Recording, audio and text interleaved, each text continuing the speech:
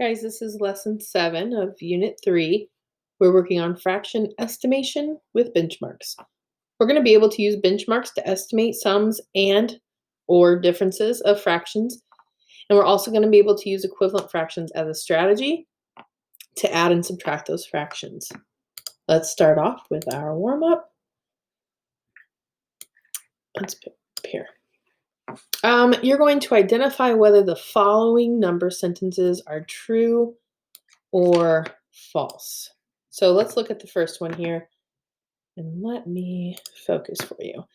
3/4 plus 5/8 is greater than 1. I want you to think about that. 3/4 plus 5/8 is greater than 1. Is that true or false?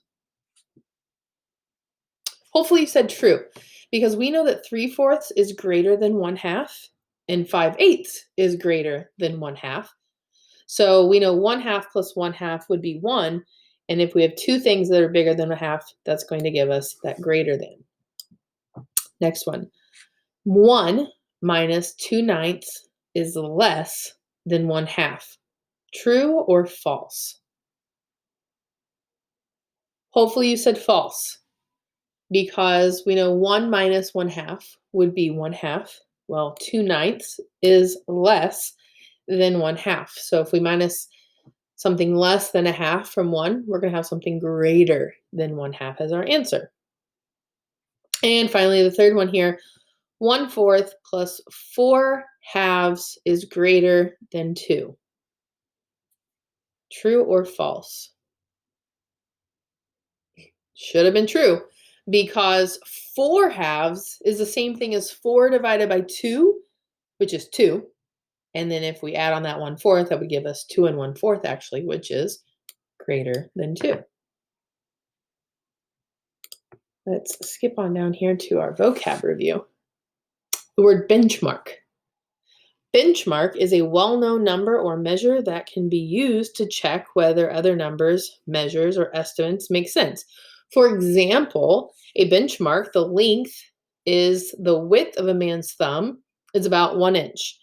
The numbers 0, 1/2, 1, 1/2, they may also be used as benchmarks for fractions. Those are numbers that were easy to use in our heads. Familiar reference points, like we just said, are called benchmarks. When we're estimating the sums and the differences of fractions, it helps to find benchmarks, helps us to relate the fractions to those benchmarks. So like the numbers 0, 1/2, 1, 1/2, 2, 2/2, 3, so on, every half one, those are familiar numbers and numbers with fractions. So fractions, mixed numbers, whole numbers, those are all very familiar for us and they're easier to use. So we're going to focus on estimating fractions for sums and differences. Now remember, that's adding and that's subtracting. And we're not going to be finding the exact answers today. We're just going to be estimating using benchmarks. So let's look at this one. It says, is 1/12 plus 1/35 closer to 0 or to 1/2? So I want you to think about this question and ask yourself, how big are those fractions, 1/12 and 1/35? Paying attention to the numerators, which are 1, and then those denominators, 12 and 35. And ask yourself, even if I add these together, would they be closer to 0 or would they be closer to 1/2? So let's think about this argument here. When a benchmark is 1/12, what is it closest to? It's closest to 0. When a benchmark of 1/35, what is that closest to?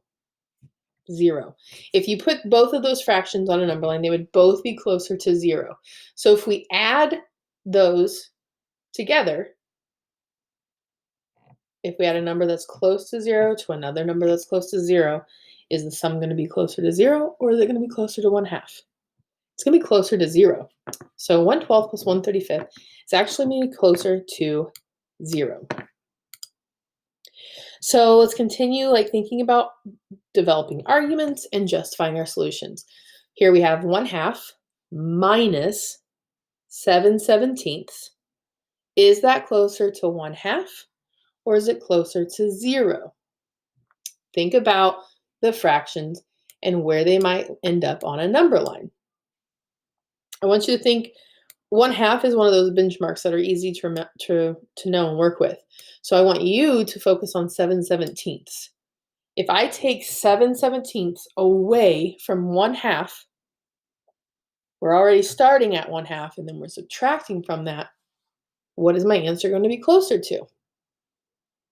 It's going to be closer to 0 because, again, if we're starting at 1/2 already and we're subtracting something that looks like it's almost 1/2, this is going to be very, very close to 0. And I'll even draw a number line for you here. So if I have a number line and we have 0, and I'm going to put 1 right here. And then right here is 1/2. Well, I know that 8 is half of 16. That's 1/2. And I know 7 is half of 14. And then 9 is half of 18. So you'll see 8.5 would be half of 17, and 7 is very close to 8.5. So when we're splitting this up, we know that 7/17 is going to be very close to this. So if we subtract that, we're going to end up right around here, which, look, we're subtracting from 1/2. Drawing those number lines out to help you through your thought process, those are perfect to use. Okay. Here's another one. 8/19, but this time plus 23/12. Is that going to be closer to 2 or is it going to be closer to 3? Think about those fractions and where they would end up on a number line. 8/19, that's going to be very close. I'm going to use my pen again. 8/19, 19/19 is 1. So I'm going to round this up to 1, and I'm going to write this out, plus. And then 23/12. If I think about 23/12, I know that 24/12 is going to equal 2 because 24 divided by 12 is 2. So I'm going to round this to 2. Well, 1 plus 2, that's a 3. My solution for 18/19 plus 23/12 is going to be closer to 3.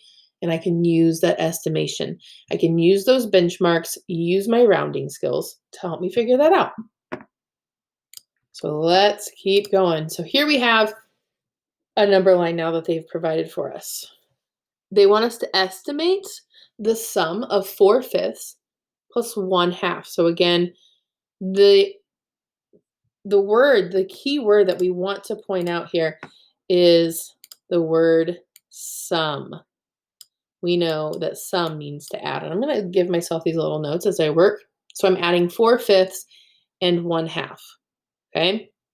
And so we can draw a dot labeled A on the number line. And just reminder, this is in page 88 in your math journal. Okay. Sorry, I forgot to remind you. So if I start off, I'm going to start off on 1/2. Okay. I'm going to start there. I know that one. And so they want me to add 4/5 plus 1/2. So what I can do is within here, let me change my color for the next one. I know that it's going to take up 5 spots in here to equal 1. So I would make 4 marks. These represent fifths because we can do 1, 2, 3, 4, 5. Notice I don't have one on the half mark, but that's okay.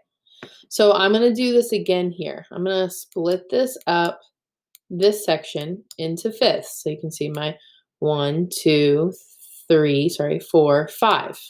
That one's a little wobbly. Let me get that fixed there for you. Okay. So now let me take my new color here. I'm starting at the half, and I know that I want to go 4/5 that way. So let's do, we know that this represents 4/5. 1, 2, 3, 4. That's 4/5. And I know I need to go a half. this time, okay? And so from here to here is equivalent to a half. From here to here is equivalent from a half. So I'm actually going to go from here to here.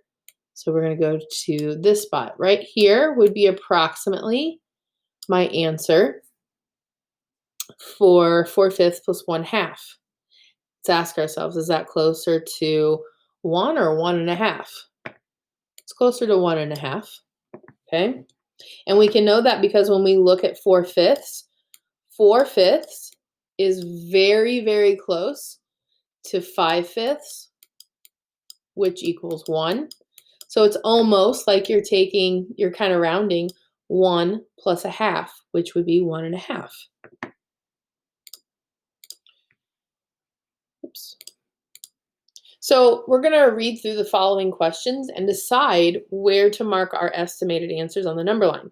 Now, when we're doing this, remember, we're discussing how to solve problems will help you refine your mathematical communication skills.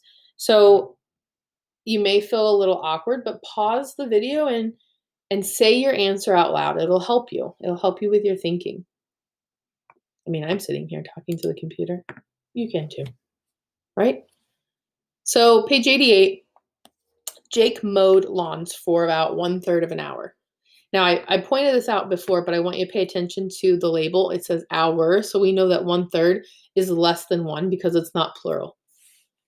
So 1/3 hour on Saturday and about 1/3 hours on Sunday. About how many hours did Jake mow lawns over the weekend? So I'm going to do it this way this time. I'm going to find approximately 1/3, and I would put it right here, okay? And I'm going to label that S for Saturday, even though Sunday is an S too.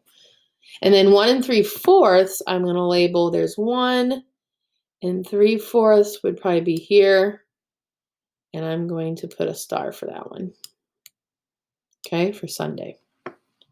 Now, we want to decide about how many hours did Jake mow over the weekend, okay? So I know that if I have right here is on Sunday, we could add another 1/3, which be approximately here. So we can see that, Jake approximately worked for 2 hours, maybe a little over 2 hours, using that number line. We also could think of it as 1/3 plus 1 3/4. Look how close this is to 2. We only need 1/4 more to get to 2, but we have 1/3. 1/3 is actually larger than 1/4, so that puts us at least 2, but not too much over it. I know that we do a lot with this. We're, saying like, well, it's close to this. Remember, we're doing estimates.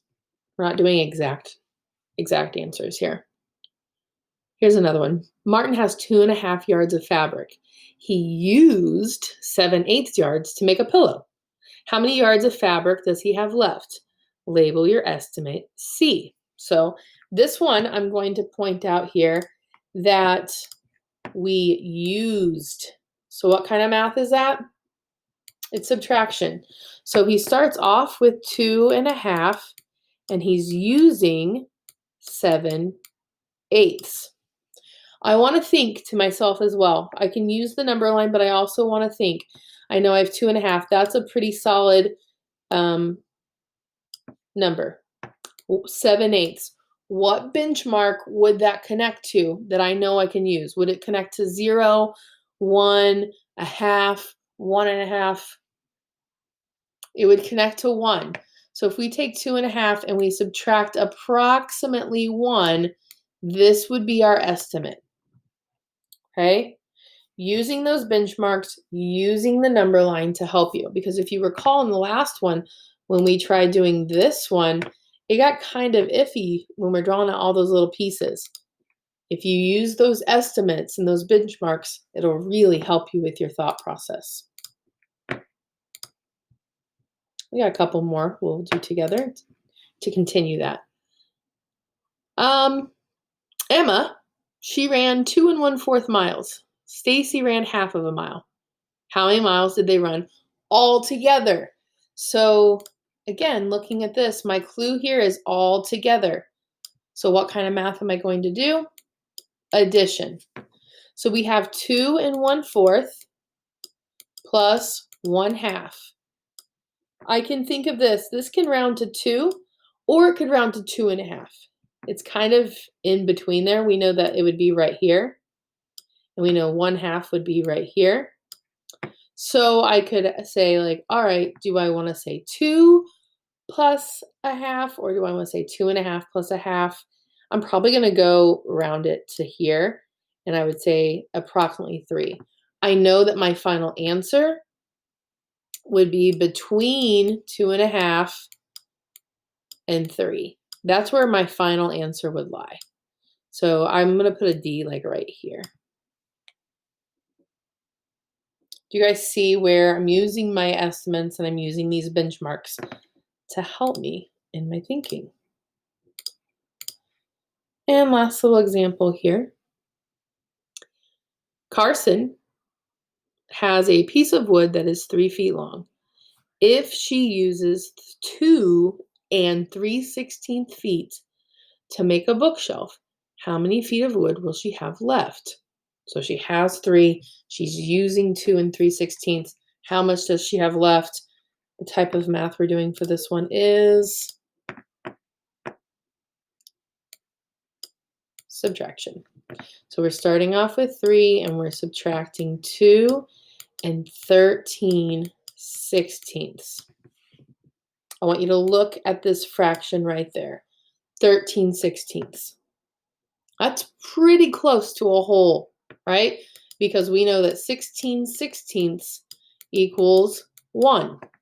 So if we're starting here, and we know for a fact you're subtracting 2, so let's go down 1 and 2, and then we're going to subtract 13/16 from that. That's going to land us right here. That's going to land us somewhere around there. Very, very close to 0. She's going to basically have 3/16 of a piece of wood left. That's not much. So if you're not on page 88, go ahead and turn there. And these are for you to try now. Okay, you've just watched me do several examples. So now it is your turn. You're going to estimate the sum or the difference of each fraction number story.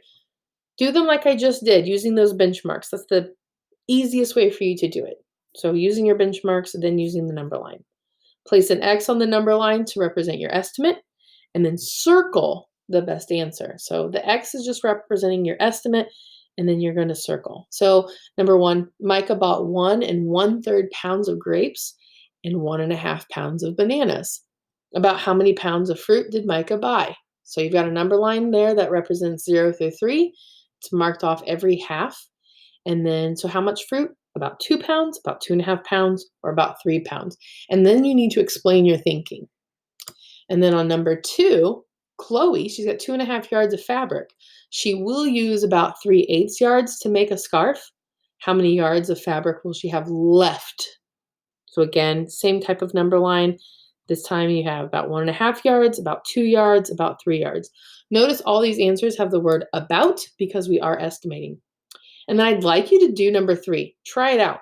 The perimeter, remember perimeter is the outside, so the perimeter of a triangle is 10 inches. One side is 3 9/16 inches long. Another side is 4 5/8 inches long. About how many inches long would that third side be? So think about the type of math you need to do for this. This might be a multi-step problem. And then explain how you solve that. So pause the video now and then come back and check 1, 2, and 3. Okay, so number 1 should be about 3 pounds. Sample answer. Your answer should be something similar to this. 1 1/3 is close to 1.5, so you add 1.5 plus 1.5 in your head, and 1 plus 1 is 2, 1/2 plus 1/2 is 1. Altogether, that's 3. Let's check out 2 and 3.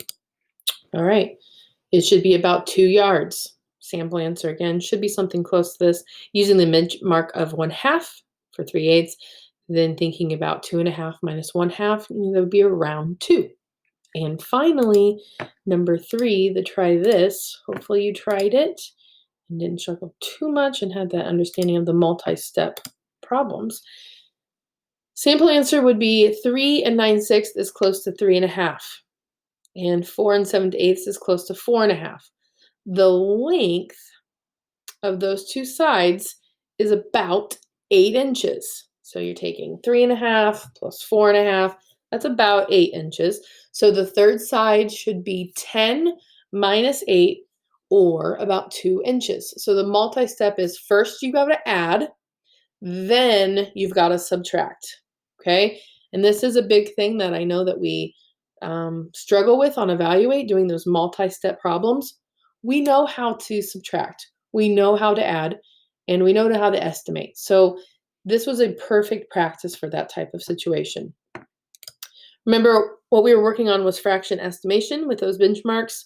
We're going to continue tomorrow, or in lesson 3.8, working on fractions and mixed numbers. So using what we know about both of those and creating new names for those.